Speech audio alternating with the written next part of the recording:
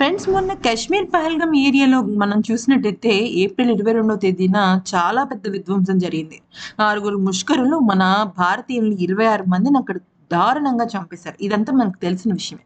అయితే ఈ ఘటన జరిగిన తర్వాత పోలీసులు దాదాపుగా ఆ 6గురికి సంబంధించి ఒక నలుగురి ఉగ్రవాదులకి ఒక పెన్సిల్ స్కెచ్ వేయడం జరిగింది. అవునా?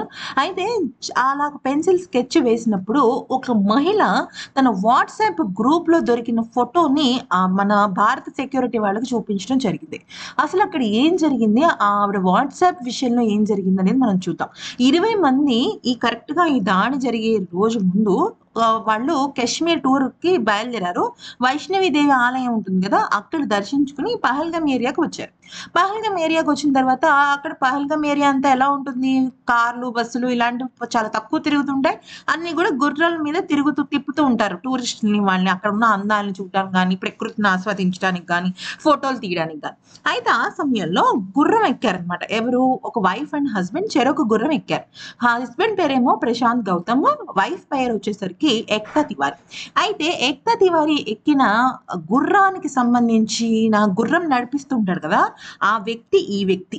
అయితే ఈ గుర్రం నడిపిన వ్యక్తిని ఈమె చూసి గుర్తుపట్టి మన భారత సెక్యూరిటీ ఆఫీసర్‌లకి చెప్పడం జరిగింది. ఎందుకనంటే వాళ్ళ ఆ దాడిలో వాళ్ళు బలైపోకుండా బ్రతికి బట్టగట్టి బయటకొచ్చి వాళ్ళు ఈ రకంగా చెప్పడం జరిగిందనమాట. అయితే వాళ్ళసలు ఏం చెప్పారు? ఈవిడేం చెప్పింది ఏక్తా తివారీ అని గనుక తెలిస్తే మనం షాక్ అయిపోతాం. ఎందుకంటే ఈ గుర్రం నడుపుకునే వ్యక్తి ఆమెని కేవలం గుర్రం తిప్పించడమే కాదండి, సంచలన నిజాలు ఆవిడ బయటపెట్టింది. ఏంటంటే ఫస్ట్ ఈ లెఫ్ట్ సైడ్ ఉన్న ఆవిడ గుర్రం ఎక్కిన తర్వాత మొదటగా వీడు మాటలు కలపడం స్టార్ట్ చేశాడు ఈ ఉగ్రవాది వెధవ. ఏమనంటే "మీ పేరేంటి?" అని అడిగితే ఈవిడ ఏక్తా తివారీ అని చెప్పింది. సాధారణంగా ఎవరి పేరైనా చెప్తారు కదా! "మీది ఏ మతం?" అని అడిగాడంట. అడిగితే ఈవిడ "నాది హిందూ మతం" అని చెప్పిందంట. అయితే "ఓకే మేడం మీరెప్పుడైనా అజ్మీర్ దర్గాకి గాని, అమర్నాథ్‌కి కానీ వెళ్లారా?" అని అడిగాడంట. అంటే వీడి ఉద్దేశ్యం ఏంటంటే అమర్నాథ్ అనేది వీడి ఉద్దేశ్యం కాదు. "నువ్వు దర్గాకి వెళ్ళావా? ఎళ్ళే అలవాటుందా?" తెలుసుకునే ప్రయత్నం చేయటమే. అంటే ఇది పూర్తిగా మతానికి సంబంధించిన దాడిలాగానే చేశారు వీళ్ళు. ఈ ఒక్క ప్రశ్నల వల్ల మనకది క్లియర్‌గా అర్థమవుతోంది. అయితే ఈమందంట "నేను అజ్మీర్ దర్గాకి ఎప్పుడు నేను వెళ్ళలేదు. కానీ అమర్నాథ్ యాత్రకి వెళ్దామని ఇక్కడి దాకా వచ్చాము. రిజిస్ట్రేషన్ చేయించుకోవాలి. జూన్‌లో జరుగుతుందంట కదా!" అని అడిగితే, "మేడం మీ ఫోను నంబర్ ఇవ్వండి. మీ ఫోను నంబర్ ఇస్తే నేను మీకు ఫోను చేసి రిజిస్ట్రేషన్ చేస్తాను మీకు" అన్నాడంట. సరే అని ఫోను నంబర్ ఇచ్చిందంట.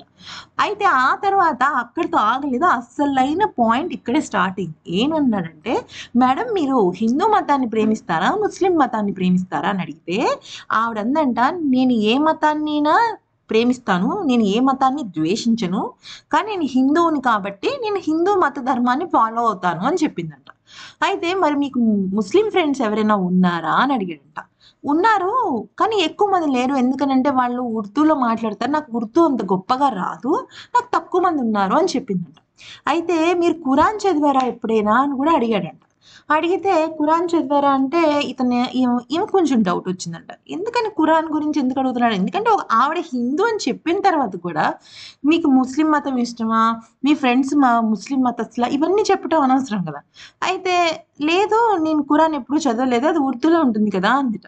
"హిందీలో కూడా ఉంటుంది కదా మేడం" అనంగానే ఇంకాస్త అనుమానం బలపడింది ఈవిడకి. అయితే ఈలోపు ఈ వ్యక్తికి ఫోను కాలొస్తుంది. ఎవరికి? ఈ ఉగ్రవాదికి. ఫోను కాలొస్తే వాడు మాటలు స్టార్ట్ చేస్తాడు. మాటల్లో ఏమని చెప్తాడంటే ప్లాన్ ఏ ఫెయిల్ అయిపోయింది.